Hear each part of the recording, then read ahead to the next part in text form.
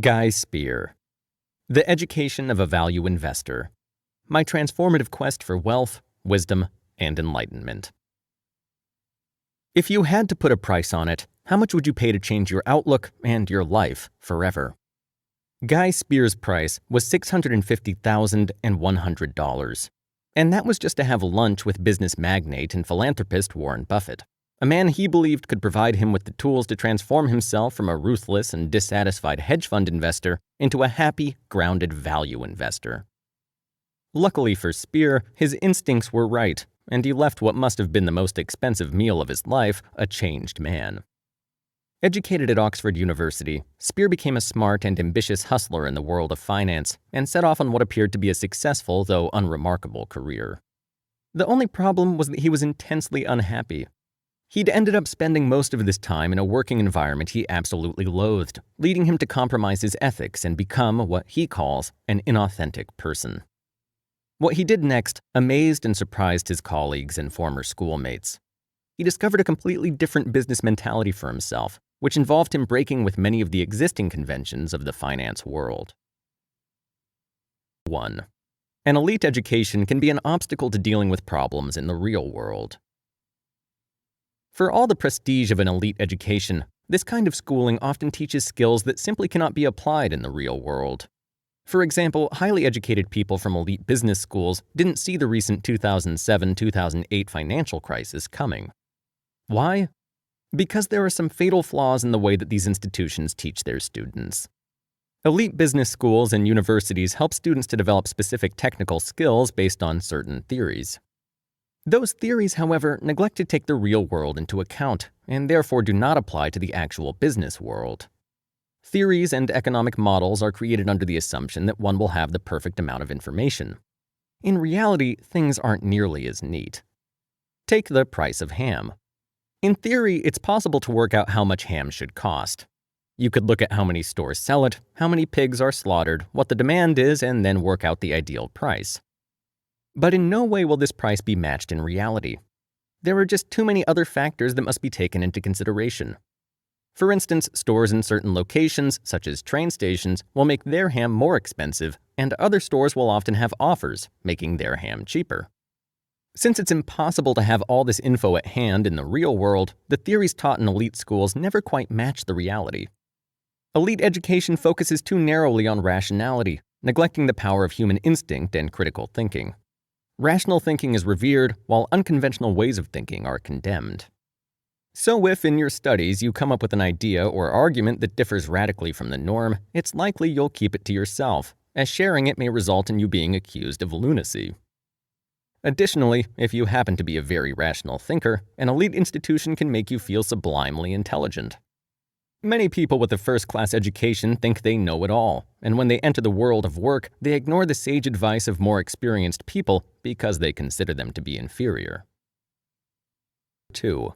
Some businesses can force their employees to challenge their ethics and morals. You're just out of college and have recently joined a big investment bank. Naturally, you want to make a good impression. Yet in the first week, you discover that the bank often makes money by cheating clients out of theirs. What should you do? Should you stay and continue to profit from their dishonest methods, or leave with a clear conscience? This dilemma is one that many employees are forced to confront, as many companies, especially those on Wall Street, use dubious strategies to maximize their profits. In order to attain more clients and wealth, some investing firms have low moral standards and aim to exploit clients with their aggressive salesmanship. Take the brokerage firm D.H. Blair & Company. In order to dupe their clients, this company made investment deals appear more profitable than they actually were. Moreover, the managers of such companies expect all of their employees to play along with the shenanigans. For new employees in particular, this can present a tough ethical dilemma. But it's not only the expectations of others that can cause you to forget about your own ethics. It's also your intrinsic motivation to succeed. The pressure of competing with others and the will to succeed might give you a reason to stretch your moral boundaries. Imagine you're the only one in your investment firm who hasn't made a deal yet, but you suspect that every one of your colleagues is using dubious methods to accomplish their goals. If you're like most people, you won't want to be left behind. So it's likely that you'll wonder whether you should copy the behavior of your dishonest colleagues and deliberately mislead your clients. Many fall into this trap and end up making the mistake of compromising their own standards. Yet, for those who want to overcome them, such mistakes aren't the end of the world. Once you recognize that you've made a mistake, it's an opportunity for you to learn from it and to begin anew. It's not easy to recognize moral fraud when it's happening around you, and it's even harder to get away from it. Nevertheless, it's imperative that you do. 3. Warren Buffett's value investing philosophy can help you avoid unethical behavior when investing. Have you ever read a book that changed your life? When the author became disillusioned in his job at D.H. Blair, he read Ben Graham's The Intelligent Investor and Roger Lowenstein's Buffett, The Making of an American Capitalist. What he read in those pages forever changed the way he would approach his job. Warren Buffett's value investing philosophy was an especially strong influence, as this philosophy can help one to succeed in financial business without compromising one's ethics. How? Investors are often driven by the whims of the market. Thus, they focus their sights on short-term, risky investments in companies that are trending. The value investing philosophy, in contrast, focuses on the long-term development and potential of a firm. The philosophy views a company's share not as a piece of paper to be traded for a quick buck, but as a stake in a real flesh-and-bones company. In other words, it takes a detailed look at the business itself, looking at not only its current value, but its future potential too. The ethics of such an approach are sound. Because one is always looking at the long-term potential, there is no pressure to deceive buyers to make a quick sale. This also happens to be the far safer approach, as there is less risk involved. As the author's use of Buffett's philosophy demonstrate, finding a good role model is important in business. It can be very hard to change your approach if you don't know how to achieve that goal. You might end up feeling quite lost and helpless. That's when a role model can help lead the way. Simply imitating the behavior of your role model, known as matching and mirroring, and trying to understand the motivation behind it can make you more successful. For example, from Buffett, the author learned the best way to achieve success using ethics, personal experience, and hard work. Because he observed that this was the very opposite of what was happening at D.H. Blair, he was empowered to leave the company. 4. If you don't want to be constrained by traditional practices, develop a positive attitude and go your own way. Why is it that when we start a new project, it doesn't take long before we're tempted to give up? The simple answer is that we often have the wrong attitude toward it. The only way to succeed when we're embarking on a new endeavor is to develop a positive attitude. The most effective way to achieve this is to develop a more practical way of thinking. Instead of just sitting back and waiting for your new project to magically grow from a seed into a mighty oak, you simply have to go for it and try out your idea. Moreover, you have to be aware of your emotions and personal shortcomings. For example, after experiencing initial success as a value investor, the author noticed that he was still driven by envy. So he changed his intrinsic motivation and stopped comparing himself to others who used short-term oriented methods or even dubious ones. Once you've developed the right mindset, you need to follow your own path, not those established by traditional business practices. Often, the conventional and very common practices might not be ideal for your business. It's certainly not easy to find your own way of doing business, but one effective approach is to prioritize ethics over profit when deciding how to represent yourself. Investors usually have multiple portfolios, one for each type of client, so they can hide losses and make their businesses look better than they are. In contrast, the author decided to focus on a single portfolio. He wanted to emphasize his credibility, establish trust, and keep an overview of his investments. Although others thought this was a foolish idea, it actually worked and helped the author develop long-lasting relationships with customers and investors. 5. Growing a social network can help to establish a strong foundation for a new business. Which of the following approaches would you think is more effective? Building a social network made up of only strictly professional business contacts, or one that includes friendship, care, and mutual favors? If you answered the latter, you're right. In fact, being authentic to each person you interact with and expressing your gratitude to those you work with will make others interested in your work. That means viewing and treating each contact as someone you can learn from and expressing that relationship to him or her. By doing so, you will rapidly grow your social network. When the author started as a value investor, he wrote many thank you cards to people who'd helped him to develop professionally, to those who gave an inspiring speech, for example, or who did him a personal favor. After a while, people began to write back, inviting him to attend networking events and conferences. Eventually, the people you treat in this way will remember your name, become part of your social network, and be there for you when you need their help. Being authentic to your clients through honesty and helpfulness will make them interested in you and your business. In his book, Power versus Force: The Hidden Determinants of Human Behavior, David Hawkins explains that this kind of upfront honesty makes it easier for you to influence others, simply because, as a result, they'll trust in you and your decisions. The upshot of all this is that you'll develop personal goodwill. You'll begin to put relationships before money, start helping others, and want to give something back to society. And as you change internally, so will your business mentality, a precondition to becoming a successful value investor. In fact, once you start doing small favors for people, you'll start to notice other small things you can improve in your life and business, and thus gradually develop at a micro level. And these small acts can gather momentum, building to the point that you can do big favors for others with little regard for your own personal reward. Warren Buffett, for example, pledged most of his shares to the Bill and Melinda Gates Foundation, and is now working virtually for free, demonstrating that he cares very little about his personal wealth and more about his social responsibility. 6. Even a financial crisis can be a once-in-a-lifetime chance for a value investor.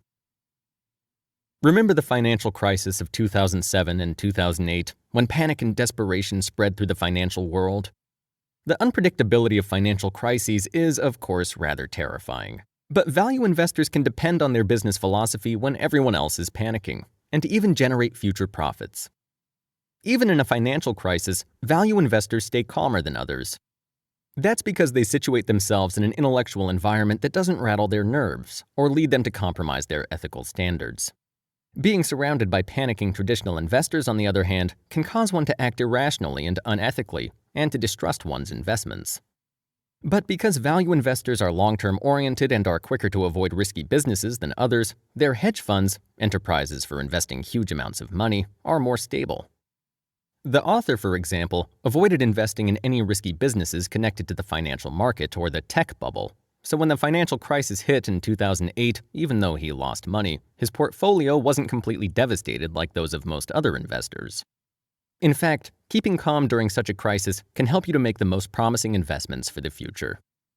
During a crisis, many businesses are sold for much less than their intrinsic value because fearful investors sometimes lose their nerve and sell them lock, stock, and barrel for an incredibly low price. This is a great opportunity for a value investor to swoop in and buy shares of a company promising high profits in the future for a very low price. However, being a value investor also requires that you maintain a belief and commitment in your own investments, and not immediately choose to sell them if their value begins to drop. 7. To become a successful value investor, you have to create the most efficient working environment for yourself. How many times during your working day do you stop to check your email or browse a favorite website? Of course, getting distracted while at work is very common. But why is this especially true of those working in finance? Our brains simply aren't made for dealing with the intensity of the financial world. When we deal with money, the most instinctive part of our brain, the neocortex, is activated. For us, money is like food or sex, an essential. So when we make financial decisions, we're likely to be overwhelmed by mood swings or irrational optimism or pessimism, which causes us to act quickly and often unwisely.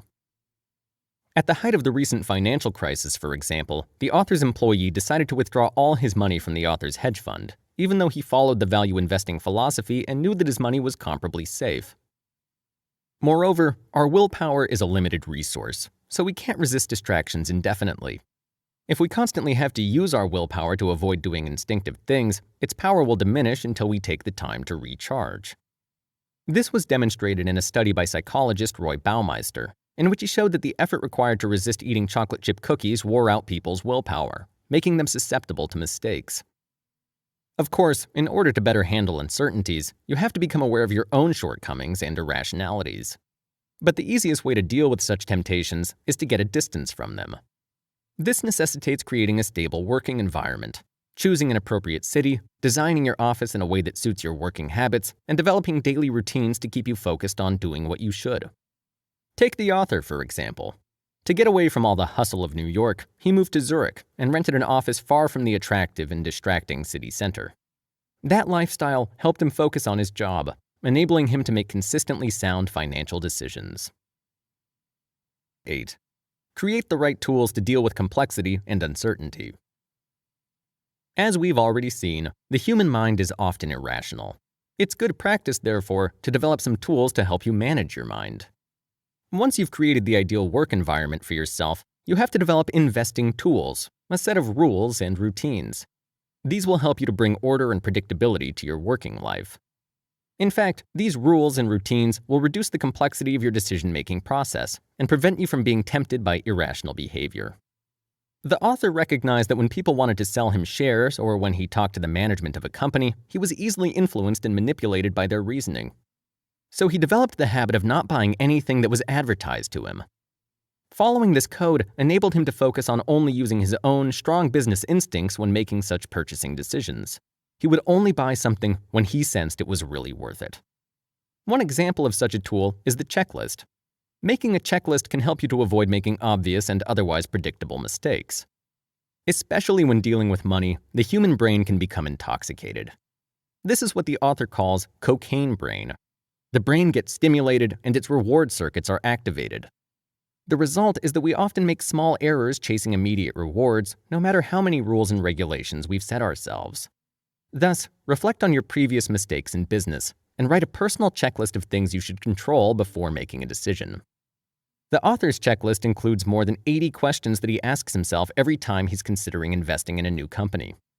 He questions, for example, the intrinsic value of a company, how stable its value chain is, or if he wants to buy it just to satisfy a personal motivation. 9. After adopting the value investing philosophy, you'll become not only a better investor, but also a better person. After learning all about the value investing philosophy, you'll probably be wondering why the author is sharing these valuable secrets with us. Well, it's because he wants to act in the spirit of the value investing philosophy and give something back. So, how will the philosophy make you a better person? First, by developing a network of mutual friendship, you'll transform from a taker into a giver. As a taker, you would always have a hidden agenda when approaching someone else. As a giver, you'll try to sense their needs. This will expand your goodwill and establish a benevolent cycle. If you do favors for people, they'll do the same for you. As a result, you'll find yourself within a community in which all members have a positive influence on each other, and negative elements in your network are excluded. The author believes that, due to the principles of the value investing philosophy, he's now able to value true friendship, is much calmer, and became addicted to positive emotion. In short, he is a much happier person. Second, by understanding your inner fears, including your desires and biases, you take the first step toward inner growth. Identifying your shortcomings and learning about the deepest, darkest parts of yourself will make you a stronger person, better equipped to deal with the adversity and uncertainty that are inherent to the financial world. Achieving such self-knowledge on your own is no easy task. If you feel you need assistance here, you could use career coaches, psychotherapy, or religion. Anything that will help you increase your self-knowledge. Moreover, by knowing your emotions and habits, you'll develop a more playful attitude toward your working life. Once you know what motivates and scares you, you will see business decisions more objectively and be able to make rational decisions without being emotionally troubled by them. To that end, the author took up playing bridge, a game in which uncertainty and strategy play a central part. His experience with the game gave him many skills he could transfer into the world of finance. The key message is that becoming a value investor means breaking with business conventions, creating a valuable social network, and taking yourself on an inner journey. By surrounding yourself with positive people and working on growing your self-awareness, you'll inevitably become not just a better investor, but also a better person. And here's some actionable advice that you can apply to your life. If you have misgivings about your current career, ask yourself if you're doing what you really want to do. If the morals and business practices of your job don't reflect your own working ethics, you might have to invest some time and effort in establishing a new career. But don't be afraid to take the other option and change your business from the inside. Breaking business norms can be part of professional success as long as you stay true to yourself and your business network.